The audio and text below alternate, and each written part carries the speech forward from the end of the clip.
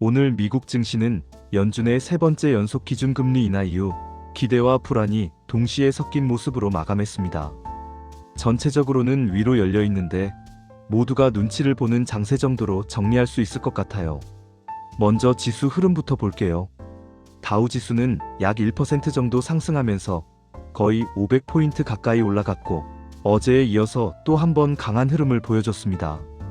S&P 500도 약 0.7% 정도 오르면서 사상 최고가까지 불과 몇 포인트만 남겨둔 채 마감했어요.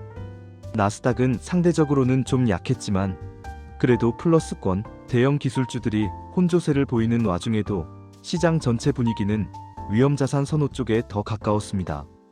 소형주 지수인 러셀 2000은 오히려 사상 최고가를 다시 돌파하면서 금리 인하, 수혜 기대가 중소형주로 퍼지는 모습을 보여줬고요.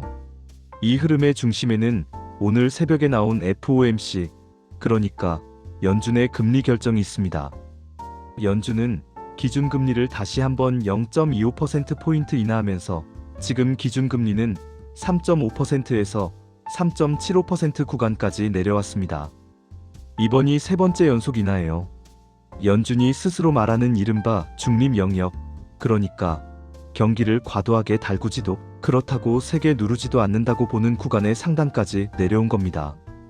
파월 의장은 기자회견에서 당분간 금리 인상은 아무도 기본 시나리오로 생각하지 않고 있다라는 취지로 이야기하면서 시장에 일단 안도감을 줬습니다. 당장 다시 금리를 올릴 생각은 없고 지금 위치에서 앞으로 들어오는 데이터들을 보면서 추가 인하를 할지 여기서 잠깐 멈출지를 결정하겠다는 메시지죠. 다만 연준 내부에서도 의견이 갈리고 있어서 점도표를 보면 내년에 딱 한 번 정도만 추가 인하를 예상하는 쪽이 다수인 상황입니다. 완전한 무제한 완화 모드는 전혀 아니고 필요할 때만 조심스럽게 더 내릴 수 있다는 정도의 신호예요. 채권 시장 반응도 잠깐 짚고 갈게요. 오늘 10년물 미 국채 금리는 장 초반에 4.21%까지 치솟았다가 연준 발표 이후 4.15% 수준으로 되밀리면서 마감했습니다. 전일 종가 기준 4.19%에서 소폭 내려온 수치죠. 단기적으로는 연준이 생각보다 매파적이지는 않구나라는 안도감이 반영됐다고 보면 되고 동시에 아직 인플레이션과 실업률이 둘 다 애매하게 신경 쓰이는 구간이라 장기 금리가 확 무너지지도 못하는 약간 줄다리기 구간이라고 볼 수 있습니다. 이제 섹터별, 종목별로 조금 더 들어가 볼게요. 오늘 가장 눈에 띈 쪽은 금리 인하 수혜를 보는 경기 민감, 그리고 중소형주 라인이었습니다. 금리가 내려가면 기업들이 돈을 빌려서 투자하기가 쉬워지고 이자 부담도 줄어들기 때문에 펀더멘털이 어느 정도 받쳐주는 중소형 가치주들이 재평가 받을 수 있는 환경이 만들어집니다. 실제로 러셀 2000이 이틀 연속 사상 최고가를 찍으면서 대형 기술주에만 쏠려있던 자금이 서서히 바깥으로 퍼져나오는 모습이었죠. 그럼 빼놓을 수 없는 빅테크, 특히 엔비디아 얘기를 안 할 수가 없겠죠. 엔비디아는 올해 내내 AI 랠리의 상징 같은 존재였는데 최근에는 중국 관련 이슈와 정책 불확실성이 계속 겹치면서 주가가 위아래로 크게 흔들리고 있습니다. 미국 정부가 더 고급형 AI 칩의 중국 수출을 일부 허용하거나 특정 제품에 대해서는 열어줄 수 있다는 소식이 나오면서 단기적으로는 다시 매출 성장 터지는 거 아니냐는 기대도 커졌어요. 실제로 일부 리포트에서는 수십억 달러 단위의 추가 매출 가능성을 거론하기도 합니다. 하지만 오늘 시장에서의 엔비디아는 그렇게까지 강하게 치고 올라가진 못했습니다. 정책이 언제든 뒤집힐 수 있다는 리스크, 그리고 이미 주가가 많이 오른 상태라는 부담 때문에 호재 뉴스가 나와도 시원하게 상한가 느낌으로 뽑아주진 못하는 모습이에요. 실제로 최근 며칠은 나스닥, S&P가 버티는 와중에 엔비디아만 상대적으로 더 약하게 흔들리는 장면도 나왔고요. 시장이 좋은 뉴스인 건 알겠는데 지금 가격에 다 반영된 거 아니야? 라며 차익 실현을 동시에 하고 있는 그런 구간입니다. 금리 인하에 가장 예민한 또 다른 섹터는 금융주입니다. 은행 입장에서 금리가 내려가면 대출 수요는 늘 수 있지만 예금 이자와 대출 이자 사이의 마진이 줄어들 수 있어서 실적에 부담이 될 수도 있거든요. 오늘은 그래도 시장 전체가 연착륙 쪽에 좀 더 베팅하는 분위기라 대형 은행주들도 어제의 급락을 어느 정도 되돌리는 모습이 나왔습니다. 어제 비용 증가 우려 코멘트 때문에 크게 빠졌던 JP모건도 오늘은 3% 넘게 반등이 나왔고요. 원자재와 대체자산 쪽도 보면 금리는 내려가고 달러는 약해지는 조합이 나오면서 금과 비트코인 같은 자산이 동시에 강세를 보였습니다. 금 선물 가격은 0.6% 정도 올라서 다시 한번 역사적 고점 부근을 향해 가고 있고 비트코인은 9만 달러 초중반 구간에서 강하게 버티는 모습입니다.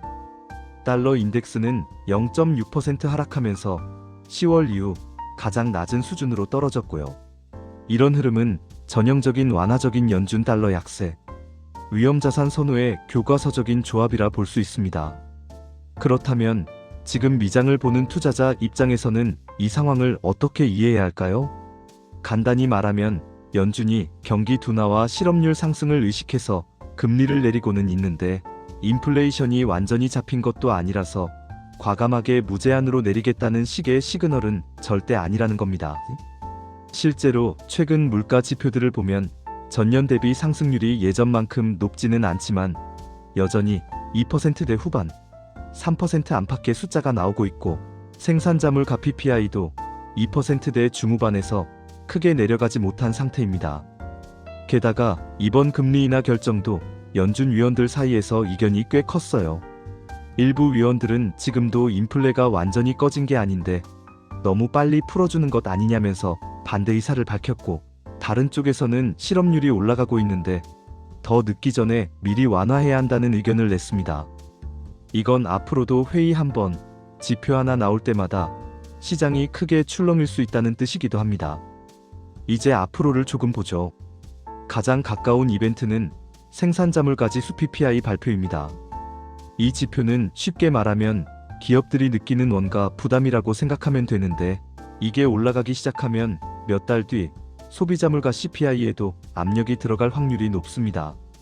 최근 발표된 PPI는 전년 대비 2.7% 정도로 시장 예상과 비슷한 수준에서 크게 벗어나진 않았지만 연준이 원하는 2% 초반대와 비교하면 아직 여유롭지는 않은 숫자예요.